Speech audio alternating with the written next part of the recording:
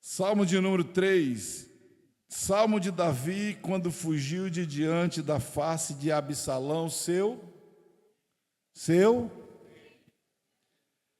Ele começa o salmo dizendo assim: Senhor, como se tem multiplicado os meus adversários, são muitos os que se levantam contra mim. Isso pode ser até você hoje falando. Muitos dizem da minha alma, não há salvação para ele em Deus. Isso aqui em outras palavras está dizendo assim, não tem solução para ele está ferrado. Talvez seja alguém que esteja falando sobre ti. Aí o versículo 3 diz: mas tu, Senhor, és o meu escudo para mim, a minha glória e o que exalta a minha cabeça. Com a minha voz clamei ao Senhor, Ele ouviu-me desde o seu santo monte, e eu me deitei, dormi e acordei, porque o Senhor me sustentou. Não temerei, não terei medo de 10 milhares de pessoas que se puserem contra mim ao meu redor. Levanta-te, Senhor, salva-me, Deus meu, pois feriste todos os meus inimigos nos queixos, quebrastes os dentes aos ímpios. A salvação do Senhor sobre o teu povo seja a tua bênção. Tremendo esse salmo, né, irmãos? Poderoso. Hoje é o salmo para você. A palavra é tremenda quando a gente vê o primeiro tema, né, o subtema desse salmo, quando diz Salmo de Davi, quando fugiu de diante da face de Absalão, seu filho. A palavra de Deus, ela nos mostra o salmista Davi como um dos reis mais vitoriosos da história de Israel. Davi, a história, para quem sabe, para quem lê a Bíblia, vai compreender mais do que eu, até talvez, tem teólogos aqui mais poderosos, mas a Bíblia mostra e diz que Davi, dentre os seus irmãos, ele era como se fosse o rejeitado, era aquele que era deixado de lado, enquanto os seus irmãos iam e se alistavam ao exército do rei Saul, Davi continuava cuidando do rebanho de ovelhas do seu pai, um pequeno rebanho nos lugares mais distantes, escondidos. Davi era aquele jovenzinho que estava sendo treinado, e ele talvez não tinha o entendimento, mas Deus estava forjando em Davi um caráter de, não somente para reinar, mas de um guerreiro. Davi, enquanto cuida dos rebanhos do seu pai, a Bíblia mostra que ele, quando o leão veio investir contra as ovelhas, ele matou o leão. Quando o urso veio para tentar comer e destruir as ovelhas, o rebanho do seu pai, a Bíblia diz que ele mata o urso. A Bíblia mostra Deus preparando Davi no decorrer da história.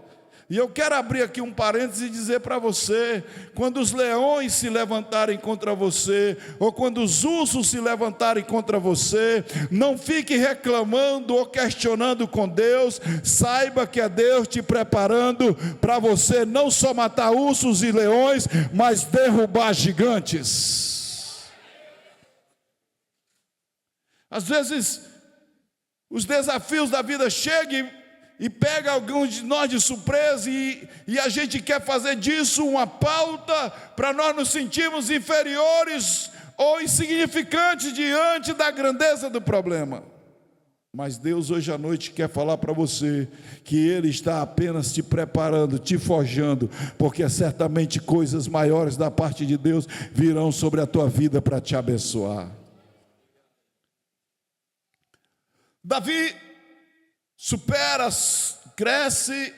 Um dia Deus rejeita Saul, que era o rei de Israel, e Deus deseja agora levantar um rei segundo o seu coração. A palavra diz que Deus manda um profeta, Samuel, à casa dos pais de Davi. Chega lá, o profeta quer e olha, vê aqueles homens bonitos, fortes. O profeta até se engana, acha que ali, por ser alto, por ser, sabe, aquele cara presença, aquele cara forte, seria o ungido do Senhor. Deus disse: ei, Samuel, eu não vejo a aparência, eu não vejo a beleza apenas, eu não vejo, Samuel, eu vejo o coração.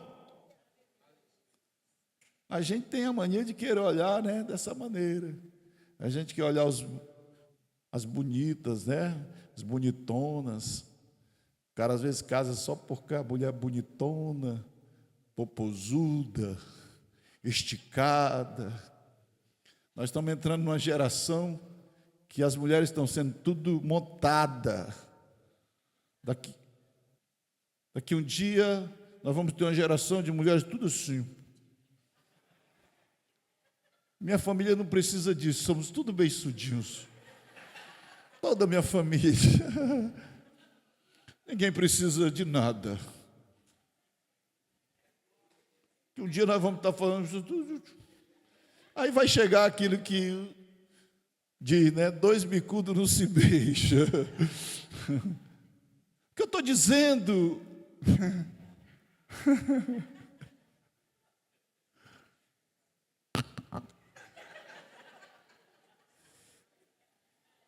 Nada contra a harmonização facial. O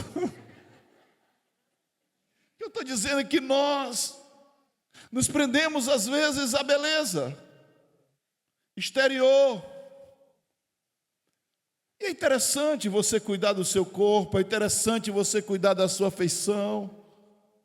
Eu sou a favor de que o marido motive a sua mulher a estar no salão de beleza, cuidar da sua beleza.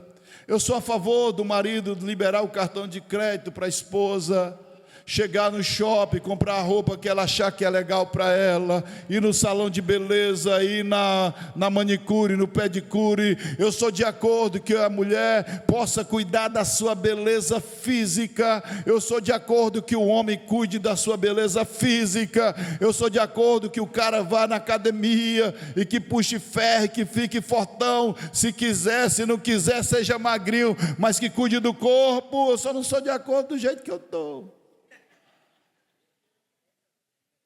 E eu tenho levado carão esses dias da minha esposa, do meu líder de célula. Tem puxado a minha orelha, cuida, perde esse abdômen avantajado. Mas o que eu estou dizendo é que isso é importante, mas não é um fator que vai definir na visão de Deus, na percepção de Deus. Porque Deus não olha para o nosso exterior, porque Deus entende que tudo isso aqui, por mais que você se esforce e você busque o corpo perfeito, está perfeitamente, mas isso é passageiro e é terreno e fica aqui, se acaba aqui.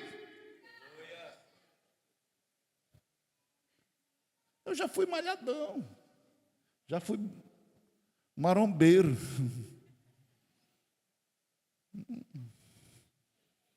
Onde eu cheguei?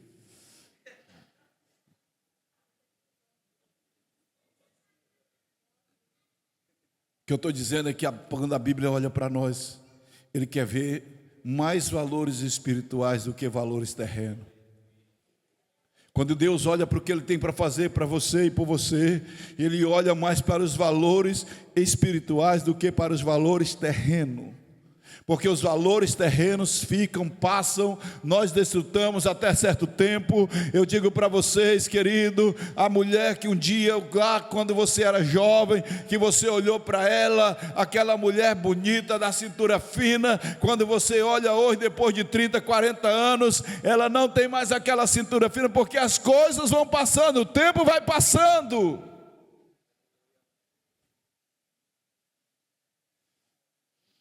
30 anos atrás você não era careca, hoje você é. 30 anos atrás tu não tinha esse bucho que tem, mas hoje tem. Então Deus olha para Samuel e diz: eu não olho o físico, eu olho o coração.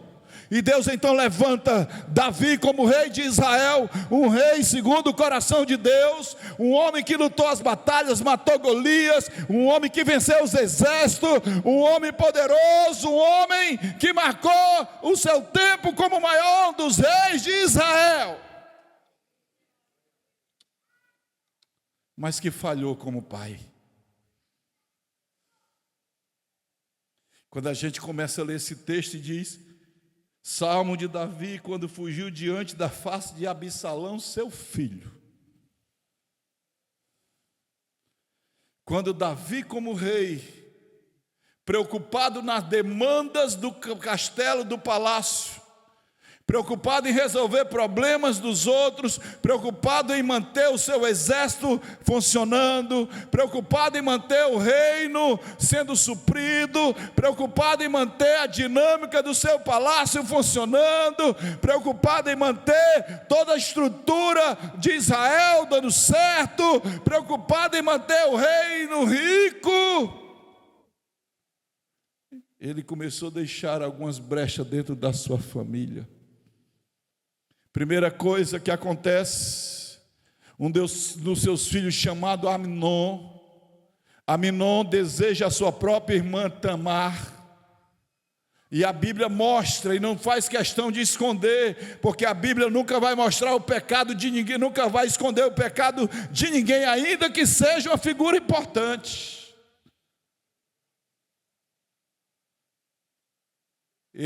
Amnon, diz para o seu pai que está doente e pede que a sua irmã Tamar vá cuidar dele. E aquele moço, cheio de maldade na cabeça, pega a sua própria irmã e a violenta a sua própria irmã, tendo o primeiro incesto da história. Incesto, para quem não sabe, são pessoas que têm sexo entre pessoas da mesma família. E ele violenta aquela moça. E após, pior ainda, que depois que violenta, ele desdenha dela, ele rejeita ela. Davi ficou sabendo, mas como pai não foi suficientemente homem para chamar o seu filho e dizer: você errou, você fez a coisa errada. Mas ele simplesmente deixou a coisa como estava. Absalão fica cheio de ira contra o próprio irmão, porque ele amava Tamar e viu Tamar passando por isso e desejou a morte do seu próprio irmão. E na primeira oportunidade que ele tem, ele convida Amnon para ir para uma caça, para caçar, e lá a Bíblia diz que Absalão mata Amnon, o seu próprio irmão, porque violentou e violou a sua própria irmã.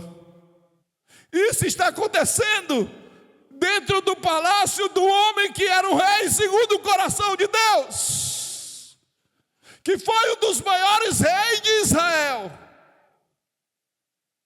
mas que não estava tendo a capacidade de cuidar do bem mais precioso, que era da sua família, porque ele estava ocupado tendo vitórias, ocupado tendo êxito, ocupado demais ouvindo a demanda do seu povo, mas não parava para ouvir e traçar e cuidar dos problemas dos filhos. Esse moço Absalão, quando mata o seu irmão, a Bíblia diz que ele foge e vai embora. E passa pelo menos 3 anos longe do pai, longe de qualquer comunicação. Mas ele fica mandando mensagem: diz o meu pai que eu quero falar com ele, diz o rei que eu quero falar com ele, diz o rei que eu quero ter um momento com ele, eu quero ser ouvido por ele. E na oportunidade que o rei chama Absalão, sabe o que Davi faz? Simplesmente o abraça e beija, mas não tem coragem de sentar e tratar o problema com o filho que matou o seu próprio irmão, porque não teve coragem de agir como pai e dizer: você errou, cara. Você está errado. Você não está agindo como pai. Você não está agindo como homem. Que tem que cuidar da sua casa em primeiro lugar.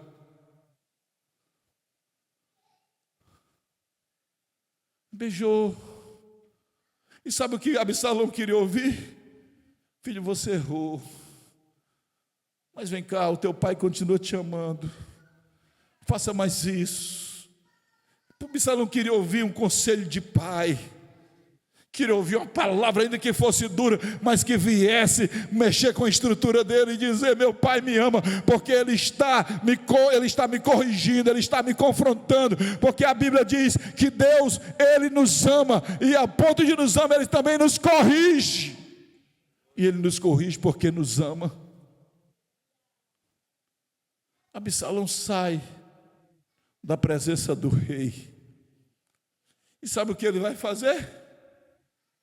Ele vai para as filas, lá no castelo, porque eram as filas, ficavam aquelas filas de pessoas durante o dia. Não tem as filas que ficam na Câmara Municipal, esperando, às vezes, uma oportunidade de falar com o vereador tal, ou com o prefeito tal, não fica às vezes assim? Era assim, lá no castelo, onde Davi estava como rei, ficavam aquelas filas de demanda de pessoas para ouvir, para falar, para pedir, para colocar suas condições diante do rei, para tentar o rei ajudá-lo. Sabe o que essa Absalão fez? Chegava lá e dizia: se meu pai, que é o meu pai o rei, não me ouve como filho, vai ouvir vocês? Agora, se eu fosse o rei, eu iria ouvir vocês. E começou a tramar agora uma revolta entre o povo contra o próprio rei, contra o próprio pai.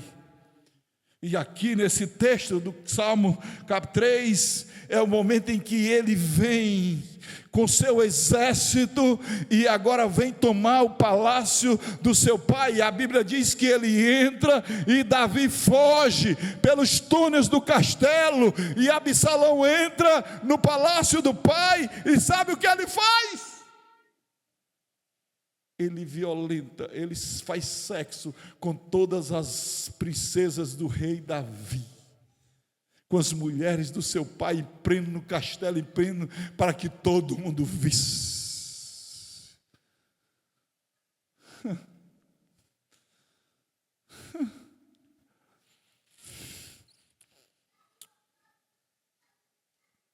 Davi foge, e nesse salmo aqui ele está no meio de um vale. Ele olha para o castelo e ele vê o povo gritando. Ele vê o seu exército fugindo, outros morrendo. Ele vê o seu castelo sendo tomado, o seu reino sofrendo ameaças. E aqui Davi começa nesse cântico, porque isso aqui é um cântico de Davi.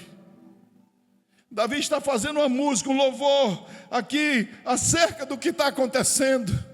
Isso aqui não é ele está contando uma história em forma de cântico, em forma de louvor. Ele diz: Senhor, como tem multiplicado os meus adversários, e são muitos que se levantam contra mim. Ele ouviu o povo dizer: e agora, qual é a solução dele? Ele vai morrer, tá? Isso aqui é que ele está dizendo. Muitos dizem na minha alma: não há salvação para ele em Deus. Sabe, esse primeiro estrofe do capítulo do versículo 1 e a segunda estrofe desse louvor do versículo 2 é um homem lamentando. É um homem lamentando a sua condição. É um homem lamentando os inimigos que se levantaram. E o que frustrava ele, que esses inimigos eram o seu próprio filho, que ele teve a ocasião de sentar e corrigir e orientar como o pai não fez, porque estava ocupado demais, porque não tinha tempo, porque queria corrigir nas sobras, porque estava na correria muito grande, para dar resultado no castelo, para ver o seu povo ali feliz.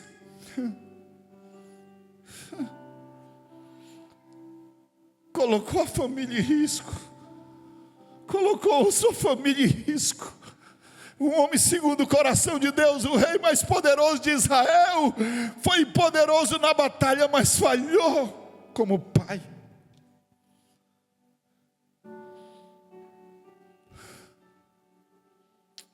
Eu estou dizendo aqui, pais, homens, você que é casado e você que quer casar, você que é mãe, você que também é aquela mulher que governa o lar, não podemos parar de confrontar os nossos filhos. Eles têm que ter limite, eles têm que entender que você é o sacerdote e você é a sacerdotisa do lar, e que eles têm que andar no que você diz e no temor do Senhor. É o bichinho, é o coitadinho do meu filho, ficou órfão muito cedo, eu vou criar como um coitadinho. Não crie assim. Não crie filhos coitadinhos. Nós fomos criados na marra, nós fomos criados para sermos homens fortes. E hoje queremos criar uma geração de fracos. Bichinho, coitadinho. Eu não tive isso quando era pequeno, eu vou dar para ele agora tudo.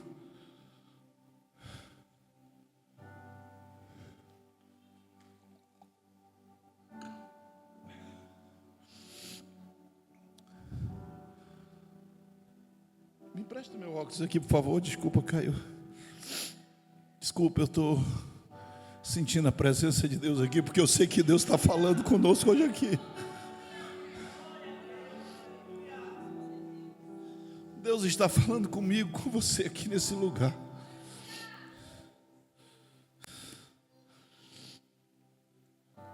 Versículo 1 e 2, primeira e segunda estrofe desse louvor. Mas no versículo 3, ele toma uma postura. Ele lembra que o Senhor é bom e que o Senhor é restaurador. Ele lembra, e ele vem com força, ele diz: mas tu, Senhor, és o meu escudo. Em outras traduções diz: tu és o meu escudo, e tu és a força para a minha vitória. E ele vai além. Na quarta estrofe ele diz: com a minha voz clamei ao Senhor, e ele ouviu-me desde seu santo monte. E ele diz: eu vou me deitar e eu vou dormir, porque ainda que seja o meu filho que está fazendo tudo aquilo, eu vou confiar em Deus, que Ele é misericordioso, e eu vou dormir em paz.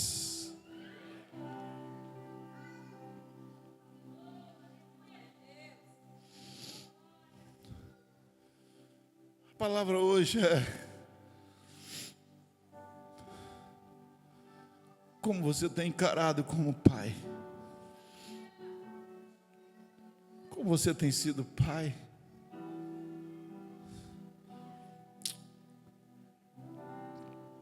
A sua correria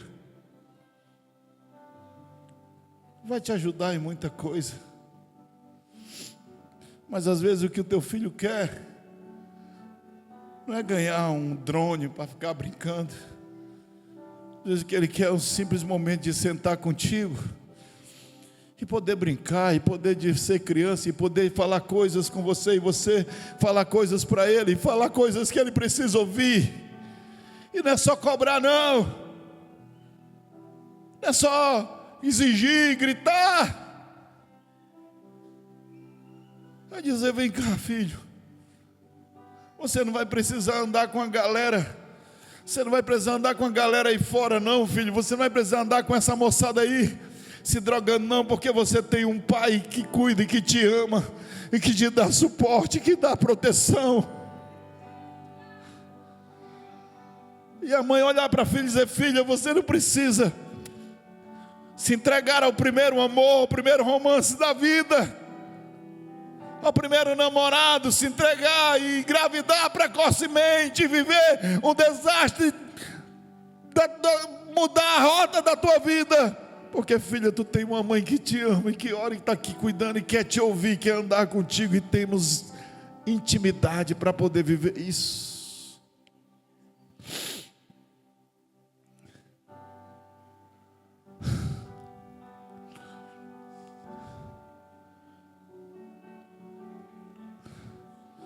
Às vezes a gente olha e diz que está tudo bem, tudo bom, tudo sob controle. Deus hoje trouxe você aqui para dizer: você precisa fazer um pouco mais, meu irmão, minha irmã. Você precisa abrir seu olho, porque o que nós temos, o que o nosso papel, a nossa ação, é muito além do que simplesmente dar feijão, arroz e jaraqui, carne, frango para os nossos filhos comerem e dizer: estão tudo gordinho, bonitinho.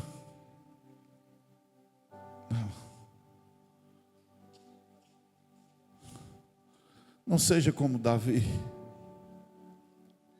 que foi um dos maiores. A gente vê, o maior rei, tem mérito, é um adorador, é um levita, é um guerreiro, é um homem segundo o coração de Deus,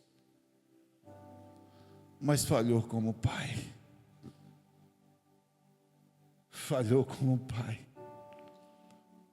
falhou como o bem mais precioso que ele poderia ter. Todos os seus filhos tiveram problemas. O único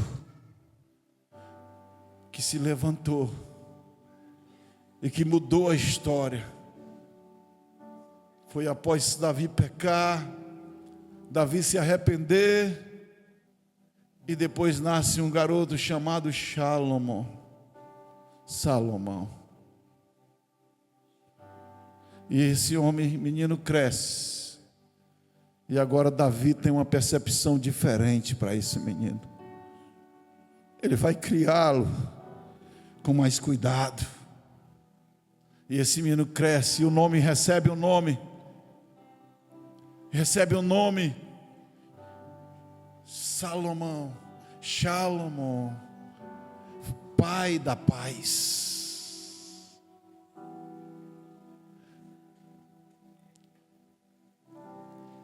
Absalão, pai da paz. Salomão, filho da paz.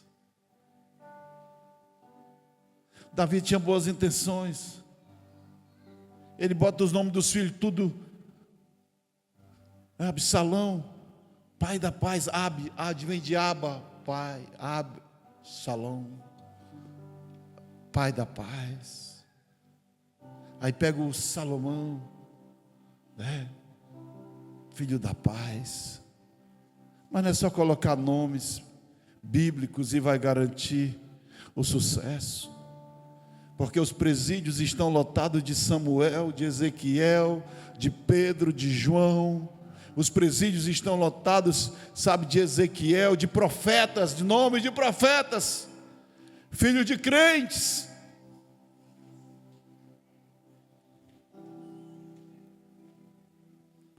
Fique em pé. E Salomão vem, e agora esse moço tem uma atitude diferente. E a atitude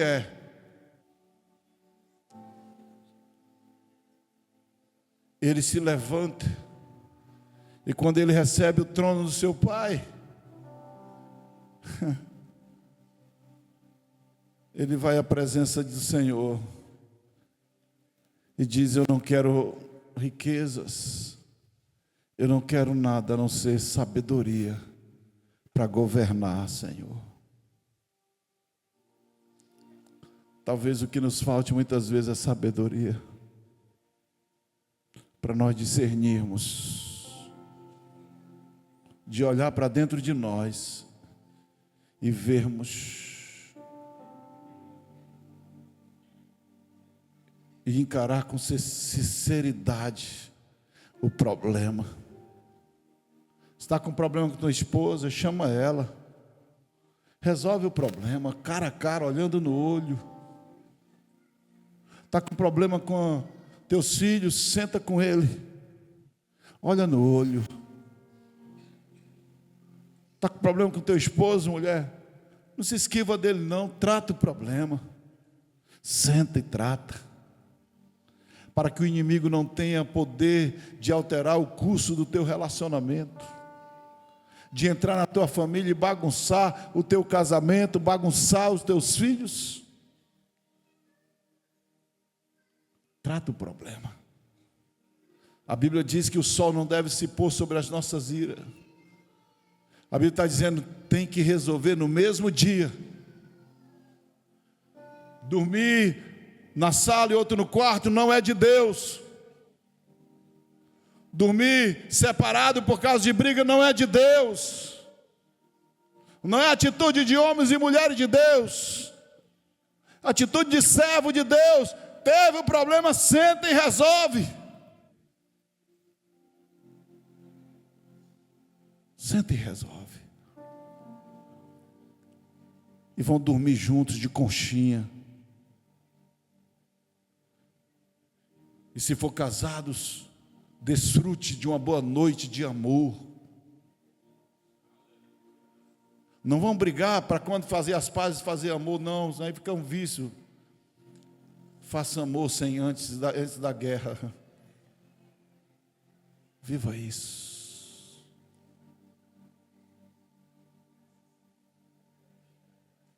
Resolva o problema.